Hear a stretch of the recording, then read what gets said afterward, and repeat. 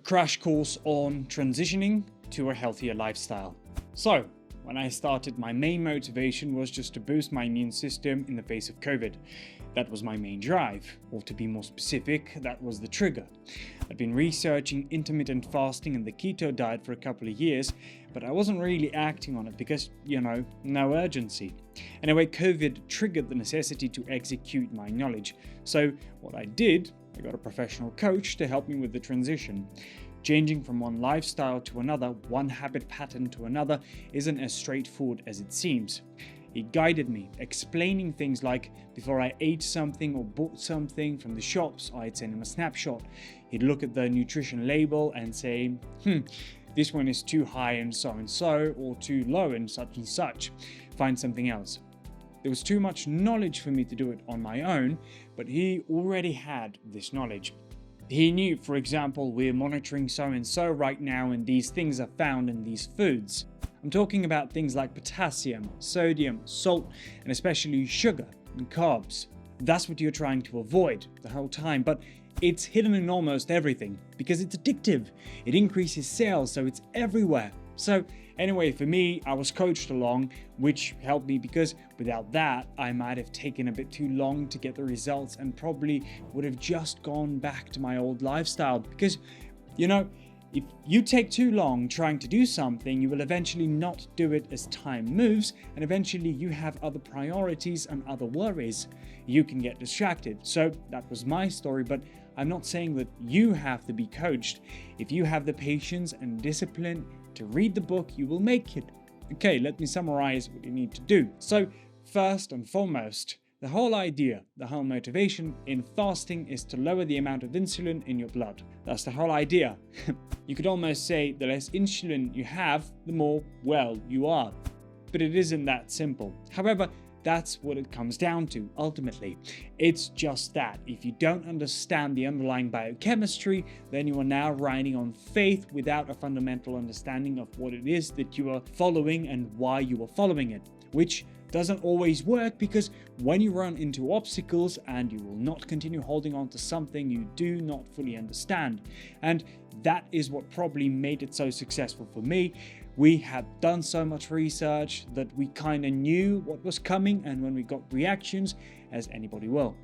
I mean, hormones trigger things. They trigger reactions and processes. So when you start messing with you, they will start messing with you. You don't just get away with it like that. You just want to change overnight. No, that doesn't work. That's why you find someone who tries to quit drinking, but the next thing you find him is dead drunk and next morning with a massive hangover. So the whole idea is to keep insulin as low as possible, ideally absent, but it can't really be absent because it has a purpose why it comes into the bloodstream in the first place. Insulin's purpose is to command cells to open up and accept sugar so that they have energy. That is the purpose of insulin. So you actually need insulin because without it, the cells do not know that there is sugar in the blood, which they must now open up to and take in. They don't have energy no matter how much sugar you consume. If their cells are not given the instruction to open up, then they will still be hungry no matter how much you eat. But the problem is not that there's not enough sugar. The problem is that insulin is either not available in the system or it's available, but the cells are not responding to it. A condition known as insulin resistance. That basically means a cell gets the command, open up and take sugar, but it says no, or it closes ears like, I didn't hear you. Now, that condition is brought about because the cell has been commanded that too many times when it did not make sense. And that is what happens when you are always eating, always eating, always eating. The cells are being given that command too many times until they get into a fatigue and they're no longer respecting the instruction of insulin anymore.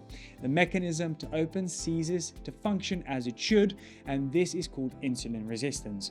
At that point, no matter how much you eat, the cells don't open up and you don't have sugar in the cells, so you continue to be weak. And yet you have high amounts of sugar in the bloodstream. The cells are not accepting it. So that's when you find somebody now needs an insulin injection, but they're trying to compensate for an underlying problem. The cells are not responding to insulin, a condition known as type 2 diabetes. So this can be reversed over time by adjusting lifestyle, but it's easier to reverse it before you are diagnosed with diabetes. Diabetes has so much patience that it can take 10 to 15 years, but we can assure you that by the time that it is diagnosed, it could be a bit late. You can still fight back and reverse, but it is now one heck of a mission. You could be approaching a point of no return by then. Anyway, I'm not trying to make you feel hopeless, but it's important that you also know the risks that are out there.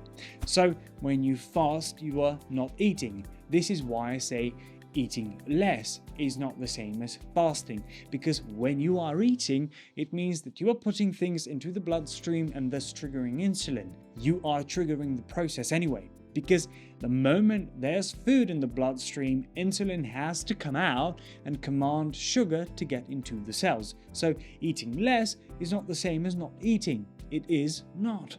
However, I'm saying this from a biochemistry standpoint, not other viewpoints such as religious or social purposes that one may be fasting.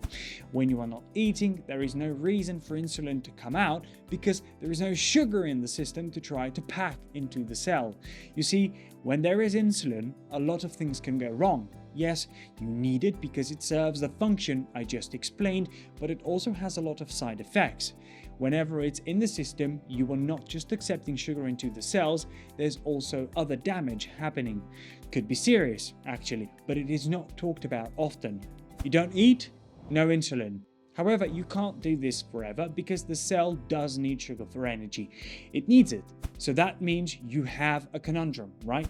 You want to keep insulin out of the system for long enough, but you need sugar in the cells. That is why you only fast for so long and go back to eating. And that is why you must do the transition in phases, because you are adapting your body slowly. You're changing the pattern, the routine, the cycle. Right now, your cycle is probably about 10 to 11 hours of fasting per day. I'm hoping that you do not wake up at midnight and eat. Most people have their last meal at 7 p.m. and then breakfast at 6, 7 a.m. That is their fasting window, their daily fasting window.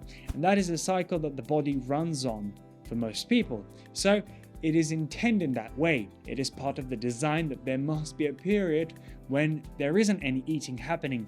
It's not only because you would be sleeping, but you also should not be eating. When you are not eating, then the body can also be doing other things like maintenance work for itself. Those processes are more efficient when there isn't a lot of insulin in the body. So that is one part of it. So to answer the question, how do I do it?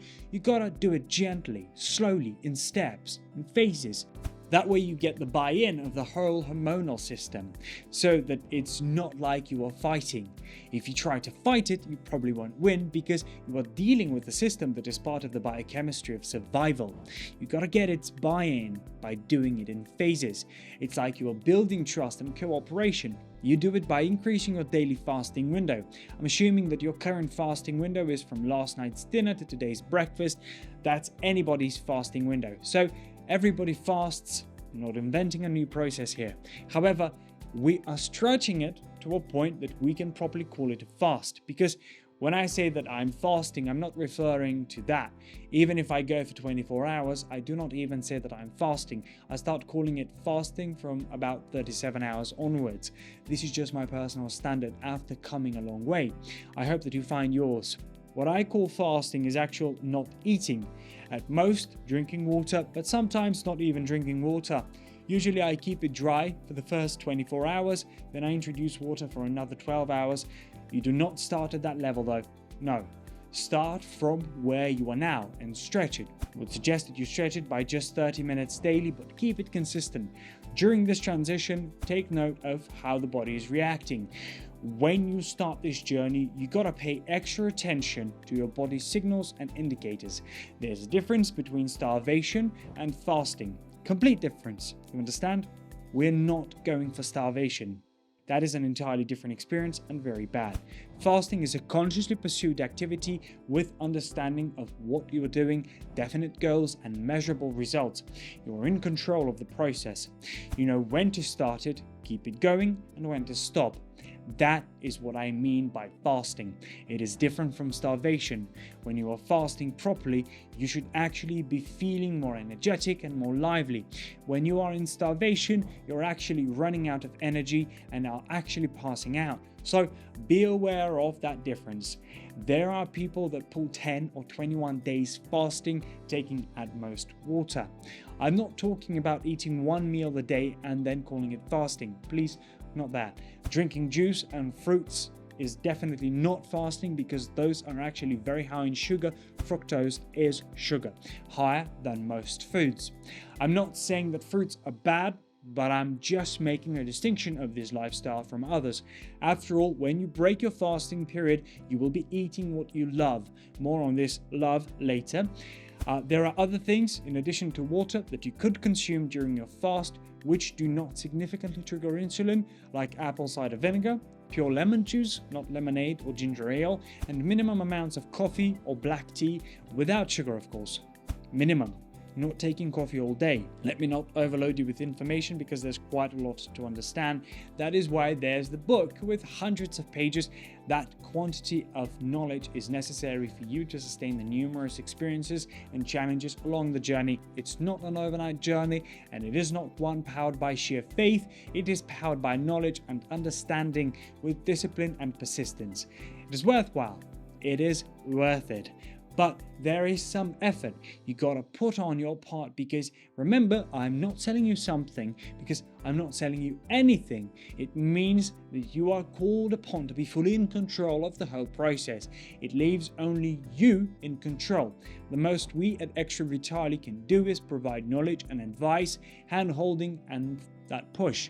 I'm not selling any supplements or food, but the knowledge to pick the right ones on your own. I'm telling you that you can do it without a coach, but you will need to compensate with knowledge, which I'm sharing here. Above all, you will need self-discipline. Back to the how. Just keep stretching your current fasting window little by little every day. Delay your breakfast a little bit. I'm not going to ask you to change your breakfast. No, continue eating what you are eating, but just delay the schedule a bit. When you have stretched your regular daily fasting window to about 15 or 16 hours, let us now look at what it is you're eating, because what you eat can trigger cravings, which then defeat the efforts to fast. You understand? The carbs you eat will create cravings for more and more frequently. The cravings sabotage the fasting. So we first stretch your daily fasting window until you cannot stretch it anymore. Then we question what it is that you are actually eating. That could be in a month or two. Ultimately, we want to only eating in about a 4-hour window daily, then be fasting for the remaining 20 hours. It might take some months, but once you get there, it would be difficult to return to your old unhealthy routine, and healthy lifestyle would be your new normal. It would be an effortless pursuit to stay healthy. Together, we can surely get there. Wellness is for us.